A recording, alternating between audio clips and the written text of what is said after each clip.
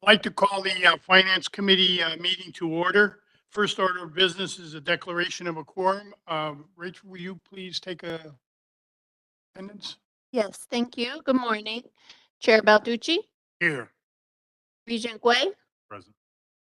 Regent Santiago, absence is noted.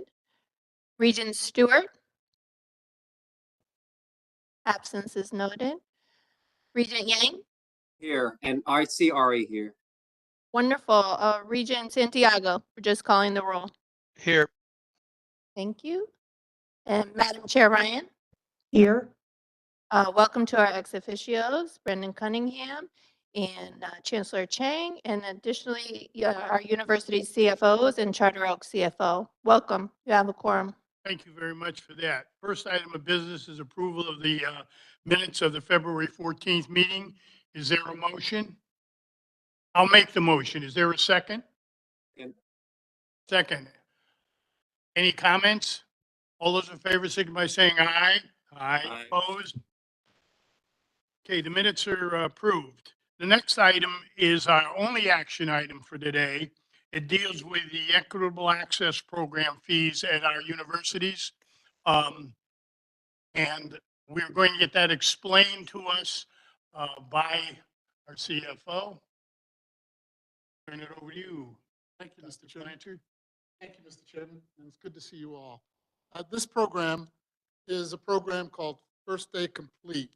It is a program that is consistent across the country, whereby the bookstores offer a flat fee to students for their textbooks. And the idea is to put that flat fee on their fee bill so that they can pay for their books in the same manner that they pay for their tuition and fees. Moreover, this program allows students to get access to their books on the very first day of class. This program is important because it not only provides access to the greatest number of students possible, it lowers the cost to those students. Moreover, research has found that it provides positive outcomes when the students get access to their books on the very first day. Those positive outcomes include higher completion rates for their courses, fewer withdrawals, and better grades. It certainly makes sense that having books on the very first day of class will improve your grades. This program is important partly because it provides greater access. The Obama administration called it an inclusive access program. Currently, we call it an equitable access program. The idea that it provides more access to students who really rely on their financial aid to pay for all of their costs for higher education rather than just tuition and fees. So about a year ago, we began the RFP process. Committees at each of our universities came together, led by our CFOs here in the room today, and I'm pleased to report our CFOs, Lisa Boucher from Central, Mark Roszewski from Southern, Jim Howarth from Eastern, Beatrice Fevry from Western, and Michael Moriarty from Charter Oak. These are the participating institutions in the Barnes & Noble First Day Complete program. But they led the teams, the procurement teams, on their respective campuses.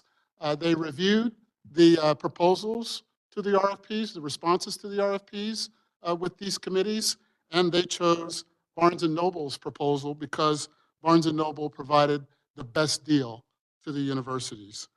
Essentially, this is a choice program. This is a student choice program. The students can choose to opt out of this program if they do not want these book fees attached to their account, to their bill. The website will provide them with easy, accessible options to opt out, and that's what makes the choice. The price of the program is $18.75 per credit. And in a minute, when we get the slides going, Rachel, go ahead and get that started. We'll show you what that means for part-time students and for full-time students. Full-time students could be 9 credit hours, which would be about $180, all the way up to 15 credit hours, which would amount to $281. So let me walk you through some of Barnes & Noble's materials because they've been doing this for some time now, including at the flagship university here in the state of Connecticut, where the program is proving to be very, very successful in terms of generating student success, student savings, and student outcomes. Next slide, please. Key benefits of this program I've already described. This slide basically talks about the savings that this can accrue. The inclusive access programs, as I said before, they began back in the Obama administration time period. Research has shown that those costs, the cost of books and supplies, have been coming down for the past decade or more, largely as a result of these inclusive access, equitable access programs. On the bottom left, this slide shows that this, this program would be available to all undergraduate, full-time, and part-time undergraduates. And the right-hand side of the slide, the bottom right-hand side, shows that there will be zero change in faculty adoption. That means faculty will still maintain full academic freedom to select the textbooks and the course materials they so choose, as well as whether they choose materials in print or digital. That is completely and remains faculty choice. Next slide. This slide shows the percentage of students surveyed at Central, Eastern, and Southern. They were surveyed and they were asked whether they would like course materials bundled with their tuition and fees. And 86%, 85%, 86% said yes. This is a clear statement of student support for this program. Next slide. Part of that survey, Barnes & Noble asked what percentage of students said they would have somewhat of a positive perception of their institution if their institution were to institute such a program. 71, anywhere from 67 to 73% of those students said, yes, I would have a favorable impression of my institution if they were to implement this program at a lower price. Again, a strong expression of student support for this program. This slide shows that 48% of students did not have their course materials by the first day of classes in fall 22. This is why this program is important. Too many of our students wing it when it comes to their textbooks. They wing it because they don't have their stipend check in time, because their part-time job hasn't paid them yet. They're often waiting on the next tranche of cash before they can buy their textbooks. We should find a way to make sure they have their textbooks on the very first day of class, and this program does that. Look at the right-hand side of the slide. It shows that 85% of students delay or avoid purchasing course material, and 39% of them said that, yes, not having your materials early in the semester hurts your performance. We want to help our students perform. We want to lower the cost for our students, and we want to make it easy for them to get access to their books. On the bottom right of this slide, it shows that 83% of CSCU students said they were interested in bundling course materials with their tuition. This is, again, a clear expression of support for this program. For what it's worth, Mr. Chairman, I talked to my child and her roommate, who are home from spring break this week, and we talked about this program there at UConn, and they said that, yes, they do participate in the bundle program. Yes, they do find it beneficial and easy to access their textbooks, and they admitted that there are other students that their own way to purchase them. Mr. Chairman, that if students can find a cheaper way to buy textbooks, they should opt out of this program and pursue textbooks in the way they can get them. But for most students, according to the research, most students cannot. Most students need it to be readily available for them, especially low to moderate income students, first generation students who don't understand the pace of higher education and pace and the behaviors of going to college. We want to make it as easy as possible for these particular students. Next slide.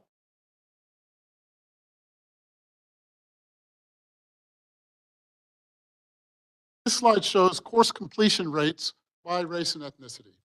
And what you will see, if you can't read, the first set of bars is for white students, second set of bars for black students, Hispanic, Asian, and other students. In all cases, the blue bar representing the participants of the First Day Complete program complete their courses at higher rates than those who do not participate in the program.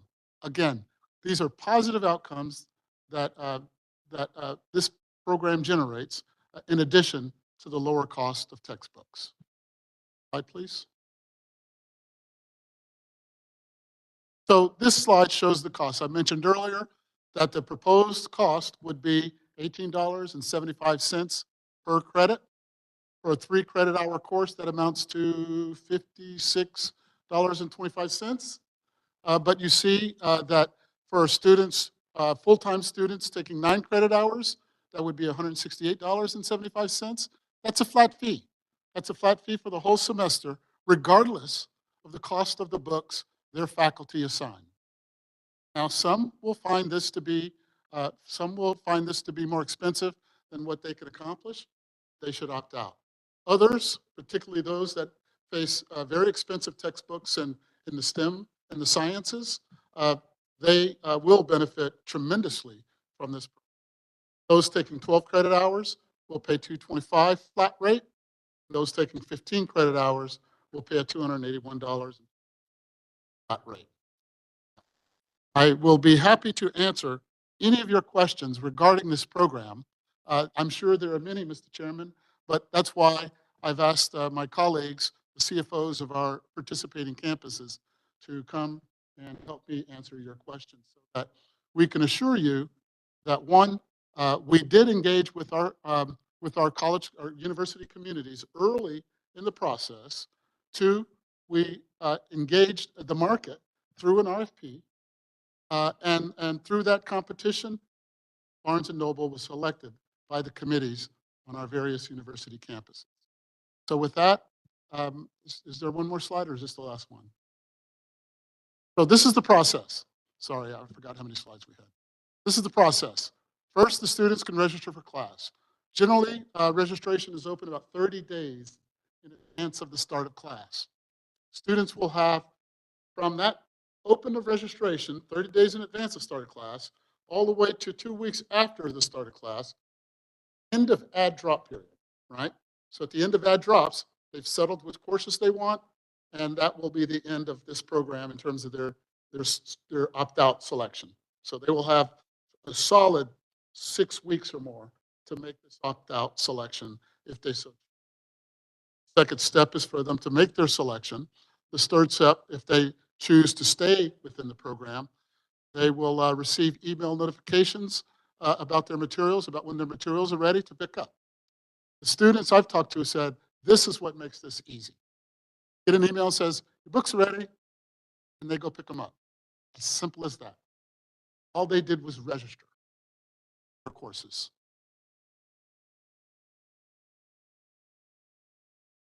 And what's included includes all textbooks, lab materials, whatever the faculty assign as required materials for the course. Those will be included within the price. There are other things that bookstores sell that will not be included, and that is really the more expensive and non-required items, such as engineering kits and nursing kits and other dissection kits and other lab materials that this program does not cover.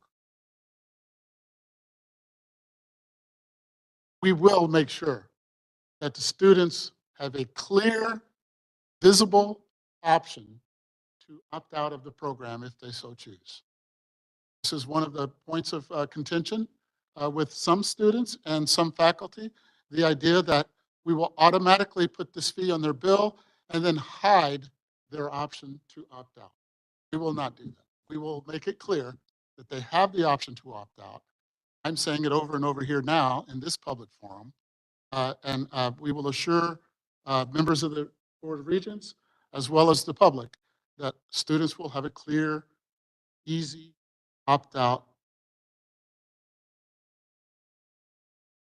Right? And in terms of faculty experience, we've found that the adoption rate for faculty has been quite high.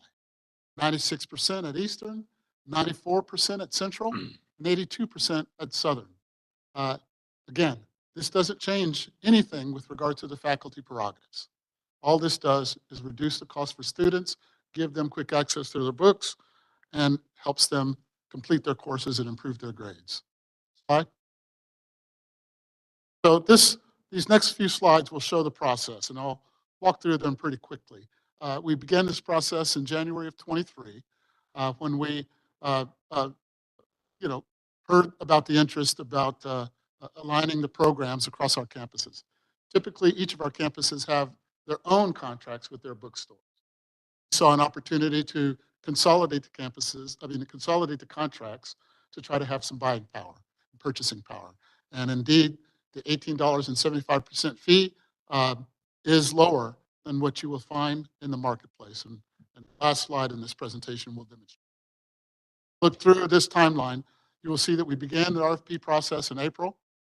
We selected vendors in the summertime, July and August. You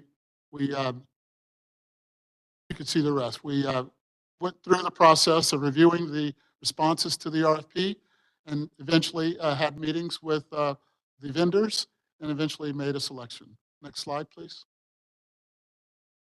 This shows all of the system participants. You'll see for each of our campuses leading these efforts are our CFOs. At Central, James Howarth at Eastern, Mark Rozuski at Southern, Mike Moriarty at Charter Oak, Every at Western.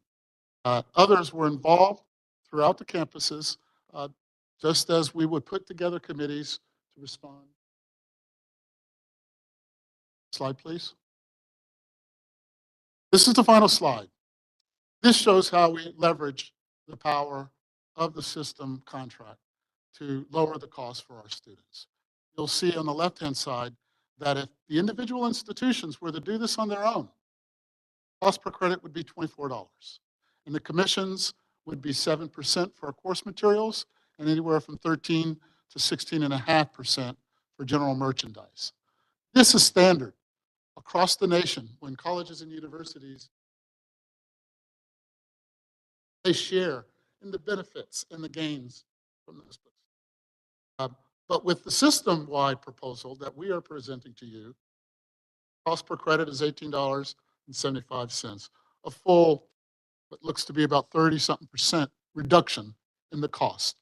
Moreover, commission rates will be more attractive, 10% for First Day Complete digital products, 12% for other printed materials, and 16% for general merchandise in the bookstore.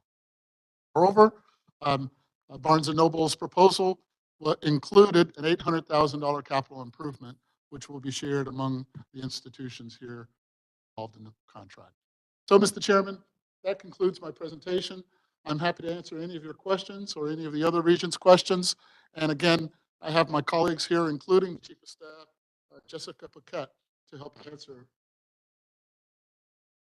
Thank you for that presentation. It's pretty complete, and I've been through this presentation many times already. I would now ask of any member of the committee if you have any questions for Lloyd that he can answer, or members of the university system who are here well represented. Chair Balducci, I have 3 questions for the team. Go. CFO Blanchard, you opened up your comments with, we found the Barnes & Noble package the best deal. Kind of elaborate a bit on the RFP development process and the decision-making rubric of what created the best deal. I'm going to ask one of my CFOs to address this. Jim, can you speak to the Mike. process? Sorry. Oh, okay. Well, let me take. So first of all, thank you. This is a contract that's not yet been signed. Got it. So I want to be careful about what I say, and I will say that the RFP process is a normal process in the public sector whereby uh, we first develop requirements. Those requirements are developed at each of our campuses. What do you need in terms of your bookstore service and content? Put that together through their committees that I showed on the slide. And through that, they develop a process, they develop a set of requirements that we then reconcile across the reconcile those requirements. We put together a final RFP. We posted that RFP to the public, and businesses respond. I believe we had a certain number of vendors. I don't know exactly how many, but 4 vendors that responded. And just like any RFP process, those committees came together to review those proposals. And they had a set of criteria that were important to them that those proposals needed to meet.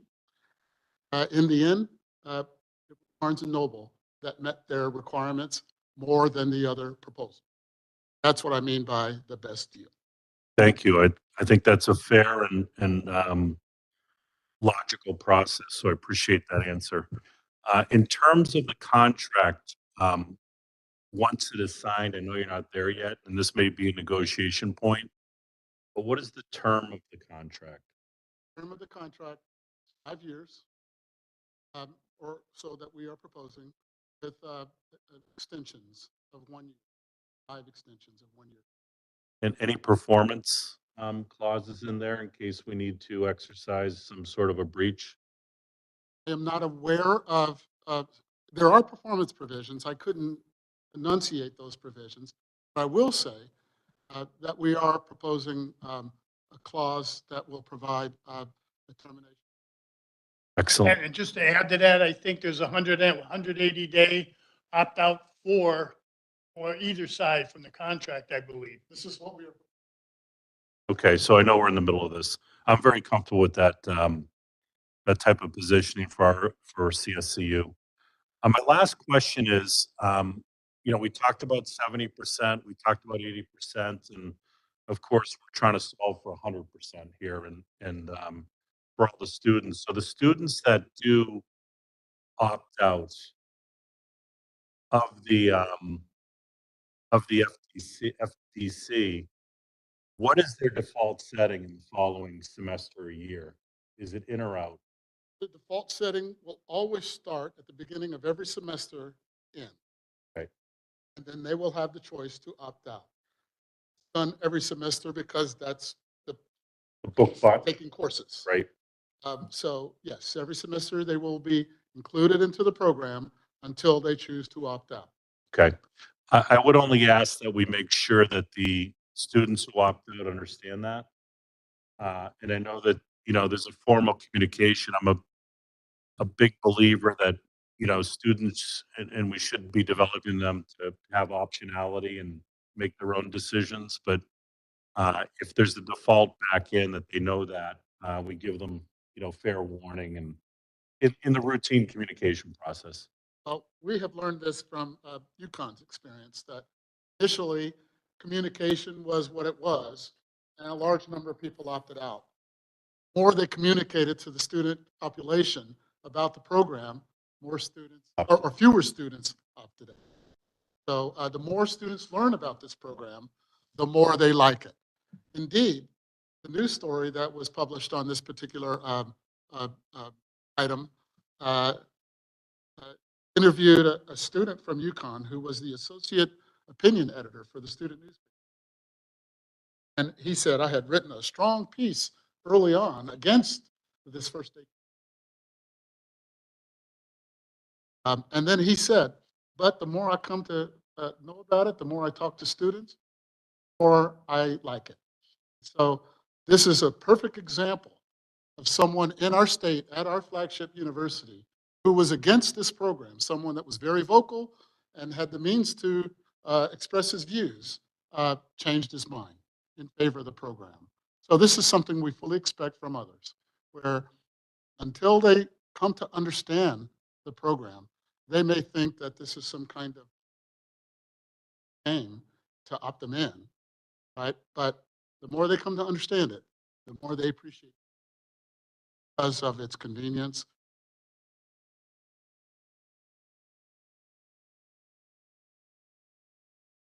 Great. Thank you so much. Ted, you have a comment or question? Yeah. But also I think we're dropping out. I'm just getting dropouts from the room there. So just make sure, please, you're speaking into the mics. My question regards CT State. So they're not on that list. What's the status of that? And can they, or will they intend to join this? So when CT State's contract wasn't aligned with the other contracts with the universities in Charter Oak. So we went with those whose contracts were aligned. CT State still has a few years on their current contract. And so once that contract is up, we will address that when that time comes. Okay.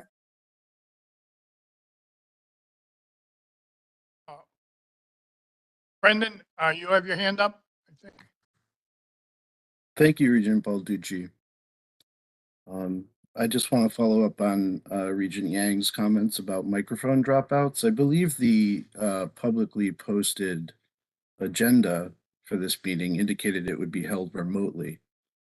And there are a lot of people in the room there. It seems like there's an inaccuracy in the agenda. There's also an inaccuracy in the information you were just given, Regents. If this is a finance committee and we are even only focused on numbers, there are bad numbers in the presentation you were given, and you should not, in your fiduciary responsibility, endorse a proposal based upon bad numbers. You saw 3 pie charts with certain sample sizes. Those sample sizes do not add up to the N, which is on the subsequent slide. That N is 701 supposed students surveyed about this topic. The 3 N's on the prior 2 slides add to 643. That is one of many problems with this proposal. I do not have adequate time to speak to today. It is spring break. Students do not have adequate time to speak on this matter today. Faculty, excuse me, I have a cold. Faculty do not have adequate time to speak on this matter today. Faculty, educators were not asked about this program. Look through that slide of who was asked. Not a single faculty member, not a single student. Dr. Blanchard references the view of a presidential administration, which is 2 presidential administrations ago. Why? Regents, look into what this presidential administration thinks about when it comes to so-called inclusive access. We have people in Washington, D.C. looking at these slides. They pointed out that failure to calculate N properly in this slide, and we are talking with them, and we will continue to talk with them. You are not given accurate information. You are given biased information here. Who put together those pie charts? Who gathered that data? Barnes and Noble. We let the fox in the hen house and we asked the fox, how's it going? Who matters? The hens. Who matters? Our hens, not UConn's hens. You should ask that this process slow down, that we go back to this process, include the people that matter, the hens, and that we get this right for our students, because that's what they deserve, and Washington, D.C. is watching. You're going to hear more at the full board meeting next week. I haven't even started. Thank you, Brendan, for your comments. And you're right. Next week's board meeting can determine whether this goes up or down. I would just say the 1,900 colleges and universities have endorsed it already. I was a big opponent to this program, particularly because of the opt-out measure and the way it appeared on the diagram for students to do that. I would say this, though. This is, when we look at it, this is a program. I've actually spent a lot of time on this issue. This is a program that was set up and moved forward by Obama and Biden for lower and middle class students so that they can successfully complete, well, okay, I gave you your time, I just want to finish mine, who successfully completed their studies. I looked at the chart, and you may be right that only 700 or 650 students might have been asked on this. But when they do surveys, they don't do 100% or 50%. They just take sporadic groups of people and ask whether or not that can be done, or they favor or do not favor it. Um, I think that I have a bunch of questions, and let me ask those first, and then I'll come back to you if it's okay, Brendan, and maybe some of them get answered. First of all, this program wasn't made public. And from what I understand, I've spoken to people at Central, Southern, and Western now, from what I understand, who are not part of the package, who are supposedly uh, part of the faculty. Most of them, however, were not teaching faculty or administrative faculty. However, from what I understand, the teaching faculty in all those cases were at least in the loop and had an idea and knew what was taking place. Okay, agree or disagree? That's where I am on that. This was not done in the dark, from what I understand, and from what I had heard, that they just found out last week that this was a program that was going to negatively affect students. It doesn't affect faculty, of course, because they have nothing to do with it. It has to do, the only thing they have to do is come up with the types of books or class materials that they wish to enter into. I asked about novels. In other words, if you're, for instance, an English teacher, this has limited course materials, and I wanted to know what those were. Those are pretty well spelled out. But if a teacher decides that they're going to issue a novel as part of their studies, that would be covered under this particular program. Um, are there penalties on this, which really weren't mentioned, but I did ask the question on penalties. And the idea also that these books are really being rented. You aren't buying them. What you're doing is getting them, borrowing for the semester, turning them in at the end. And if I'm wrong, somebody correct me, but that's the way I understand it. If the book has underlinings or highlighted, that's totally legitimate from what I understand. If the spine or binding is broken, that's not legitimate. If the book is damaged or pages are torn out, that is not legitimate, and the student will be responsible for paying, I think, something like 70% of the cost of the item. Um, my biggest problem, well, I'll save that for last. The dates were already given by Lloyd. Those are not going to be changeable. It's going to be 30 days before the start of class, I think, and up to 10 days after the beginning of class. They're not going to be flexible. The store operator can't say, well, it's going to be 15 or it's going to be 5. It's going to be standard so that everybody understands what those days are that they're going to be opened or closed. Each student signs up, opts in or opts out. If he or she opts in, it's $281 for 15 credits. If you have 4 courses, 3, 6, 9, 5 courses times 3 is 15. If 2 of those courses need no materials at all that you need from the library, from the bookstore, you're still responsible for the $281. However, you have the option to opt out on that particular on the particular program. My biggest concern was the opt-in, opt-out. I saw the one that they had at UConn, did not like it at all. Opt in, a nice big bold black print. Now, quickly, somebody like me would figure, oh, the one below it in nice bold print's going to be opt out. It isn't. It's if you look for more material, et cetera, push this button. That's a problem for me. The third one, and a line on the bottom, like in minuscule printing, is opt out. Not good enough, in my opinion, for the students at all.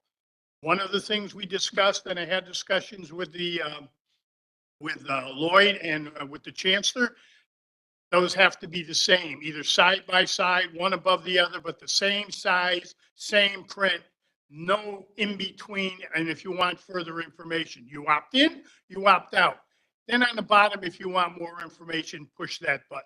Those are the major concerns that I had. And I understand that that is the way it will be set up. It wouldn't be some sneaky method or I wouldn't say sneaky, but some less than obvious method of opting in and opting out for the students. I was totally against this program, having talked to different people at the college, at the universities, and 3 of them I did with union people, by the way, pretty much supported. You know, and if you think about the 2 presidents that support this, Obama and Biden, you know, looking at lower and middle class people to benefit from this program um, kind of pushes me over the top from I was totally against it to now I think it doesn't look that bad. I think it's an opportunity for students to save money, particularly those with lower and middle and class incomes. They do it at the beginning of the semester each time, and I think that has to be noteworthy. Your comment, Marty, on making sure that they understand that they have to opt in or opt out at the beginning of each semester just because the kind of course changes, et cetera. So that's kind of where I am on this. I'm going to support it. Next week, you'll have another opportunity, I know, on that, Brendan, and, you know, we can beat it up there next week and throw it out. But I'd like to move it at least along for at least this point, to that, to the, full committee. Anybody, now I see you have your hand up, nobody else has at the present time. I will turn to you, Brendan, for comments. Thank you, Regent Balducci, and thank you also for the close attention that you've paid to what's been proposed. I very much appreciate the fact that you have flagged one of the problems that behavioral economists in their research, one of whom won the Nobel Prize, Richard Thaler, have pointed out with these opt-in situations, which is that they are biased towards opting in, and a lot of people end up with regret with what happens because they miss the email. They don't know what the books will cost, and ex post they end up paying more than what they would otherwise. That's not the only reason why students end up paying more. Again, our sources in Washington, D.C. have given us numbers from third parties that show this plan will cost CSU students, Charter Oak students, more than what happens on the national stage on average. We will share that information coming forward. We can do this 2 ways. We can beat this up in public, which is what will happen next week, or we can be serious as a committee, go back, and we can take some time to get everything on the table so we make good decisions for our students, and I do know that that's what everyone wants to do. I just wanted to say, and I apologize if I'm taking up too much time. I only raised my hand, Regent Balducci, because my point was not that the sample size was small, which it is. My point is that basic arithmetic is wrong in the slides you were just presented. The sample sizes don't add up. This is a big issue. This is money for students with not a lot of money. Messing up basic arithmetic in the decision-making process is a problem, and making decisions based on bad information cannot result in good outcomes for our students. So thank you again. You will hear more if you push this forward. And as I said, we can be serious about working together for our students. Take a pause, take a beat, get people at the table in an inclusive manner, and take a close look at this. But I will tell you right now that the Biden administration at the national level is in the middle of a rulemaking process to ban this very thing. It is not true that the Biden administration currently supports this. It's exactly the opposite. We cannot gaslight each other. Brendan, thank you for your comments. And by the way, you don't take too much time. Whatever time you need, you feel free to go ahead. You're a member of this committee. Thank you. I think it was Ted was up next. Okay, and then Ari would follow. Okay, thank you. Ted, go ahead. Yeah, just regarding the arithmetic mistake, I don't see what that is. Maybe you can send me a message in chat so I can take a look to see what that is. I don't want to take up everyone else's time. But it didn't look wrong to me. I did also see an article, so I know Brendan just referenced this. I did also see an article regarding that there is some rulemaking activity going on. Do we have any concept of what that is? Can someone, Lloyd, you and your team have any comments about what's up with that?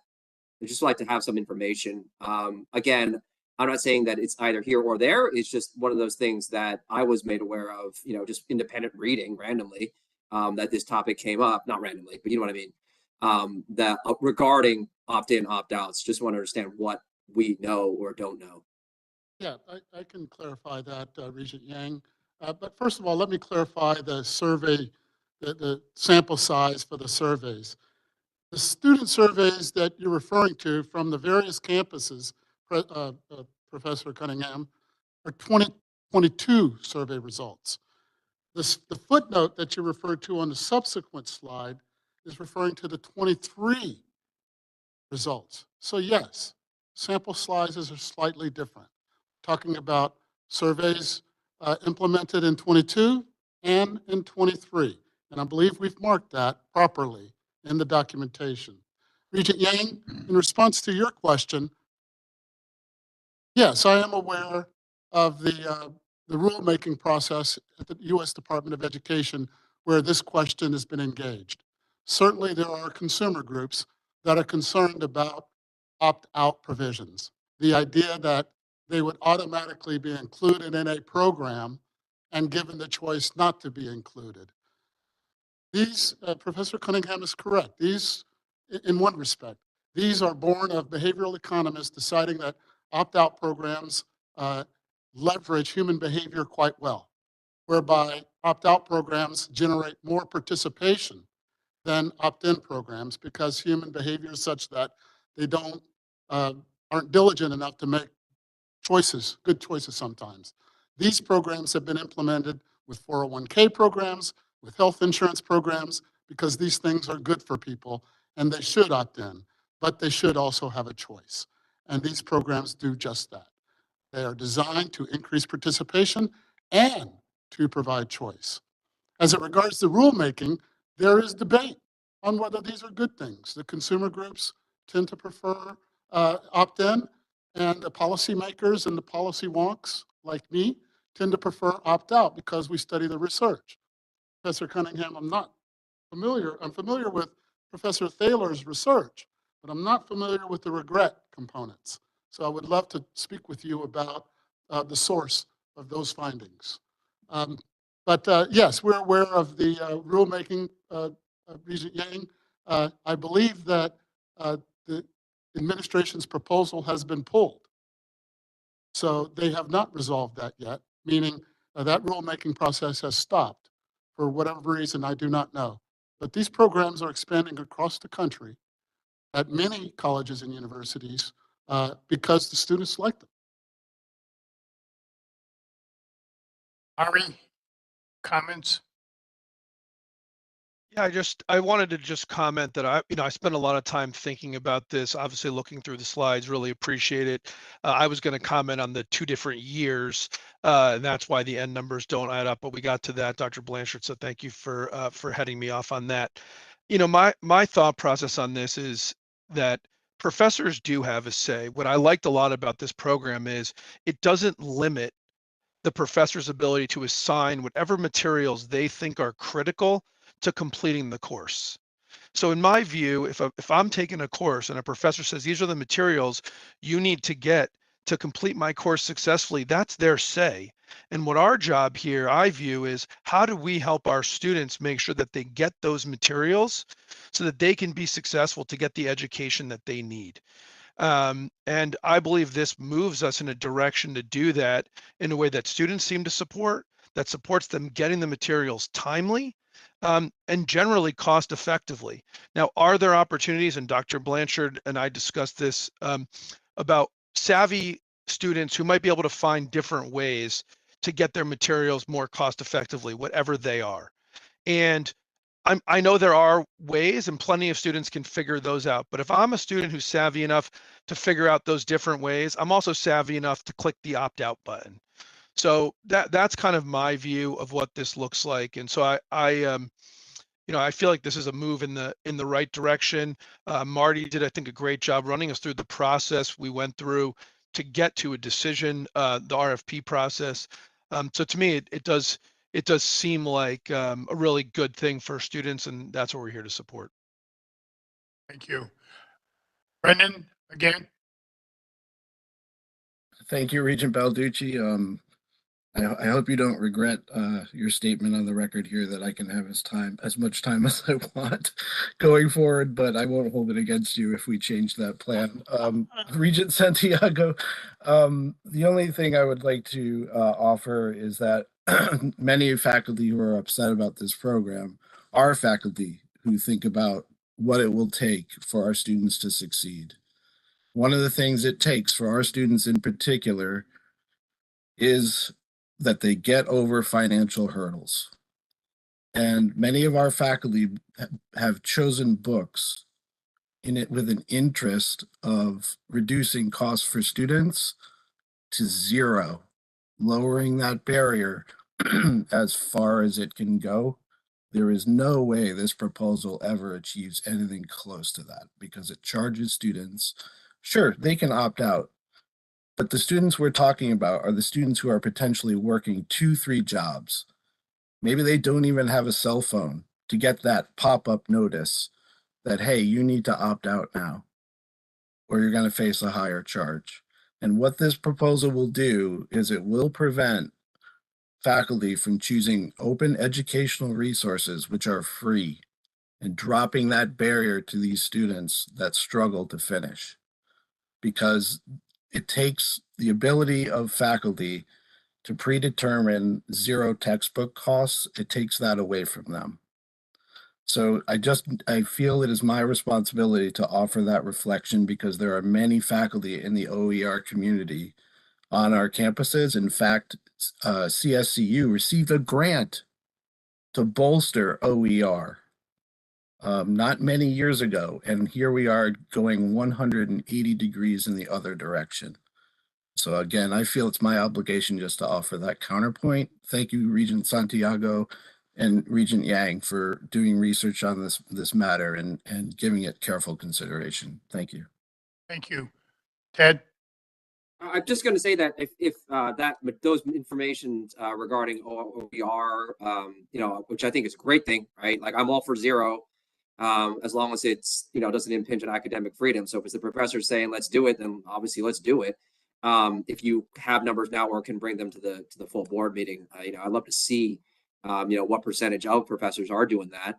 What are the numbers, right? Because it I hope it's a huge number, but or as long as it's a growing number, perhaps that's good enough. So anyway, but yeah. Mr. Chairman? Yeah. This program does not preclude the use of OER. OER is a fantastic thing, and we appreciate faculty who are concerned about student cost of materials as well. However, the research demonstrates that OER shifts the costs from students to institutions. So while the materials might be free to students, the institutions have to pay for the fees that support the materials provided by OER. Thank you. Thank you. Any other comments by members before we vote on this resolution? I don't have any more. I think I said it. I think we have three options. One, we move this forward to the full board, and then I think Dr. Cunningham will have his say next week. Two, we amend it somehow, and I'm not sure. The only concern I have is the opt-in, opt-out, and that message has gotten across. This is all recorded. So if it isn't the way we say, I would say that the contract has been breached, in my opinion, if it's not equal. And thirdly, we can vote it down. I'm more of the opinion that I think this is an interesting item. I think it affects so many people in a positive or possibly a negative way that I would ask the committee to support this, to move it at least to the full board for discussion, and those folks who wish to appear before the board next week to discuss it positively or negatively would be appreciated by all, certainly by me. So with that, I would move adoption of the resolution. Is there a second? I'll second. Second. All those in favor, signify by saying aye. Aye. Aye. Opposed? The ayes have it. The resolution's adopted, and we will move that forward next week. Before we close or go into executive session, I would just like to make a comment that I have a concern about the AAUP position in opposition to the retirement incentive program that the system office and the board passed. And I certainly have some questions on that. And I think at some point before anything occurs that we should have some discussion by the members of the board and the system office in the very near future before anything negatively occurs as we go forward. I think there should be an opportunity maybe for individuals to, on their own, apply for this particular program. With that, I would like to make a statement, and they gave me a whole piece here that I can read, which I will be very brief on. Before we go into executive session, the purpose is to discuss matters under the Connecticut General Statute, excuse me, Section 1-210B9. No votes will be taken in executive session. There will be no discussion by boards following the executive session. When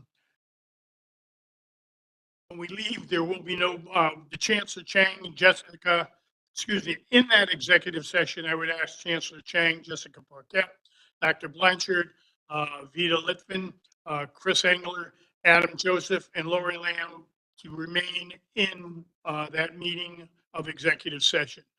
When we leave executive session, no votes will be taken. The only thing we will do when we come out of executive session is adjourn the actual committee meeting that we are sitting here for today. So with that, I would make the motion that we now move into executive session. Is there a second? Motion seconded. All in favor, signify by saying aye. Aye. Opposed? Thank you. Sure. Thank you.